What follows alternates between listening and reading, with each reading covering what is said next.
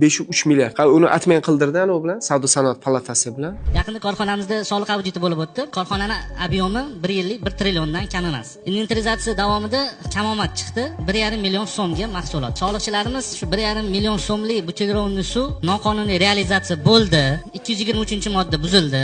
227-modda buzildi deb, ya'ni markirovka qoidasi ham buzildi deb korxonaga 5,3 milliard so'm jarima chiqazishdi. 420 ming dollar. Схождение chiqdi 5,3 milliard shtraf keldi. 1,5 million so'm, 120-130 dollar. Perisortda yana u ham qanday? Bittasi ko'p, bittasi kam. Misol uchun 1,5 litrlik degani 1,5 millionga ko'p, 2 litrlik degani 1,5 millionga kam. O'tgan safar bitta sudda eshitib qoldim.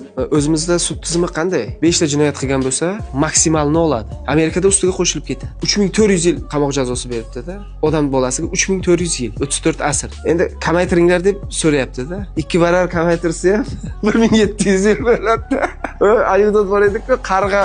Nima qarg'a ko'tarib yuribsan desa, aytishlaricha qarg'a 300 yil yashar ekan. Shuni tekshirib ko'rmoqchiman deydi-ku. O'zing 300 yil yashaysanmi?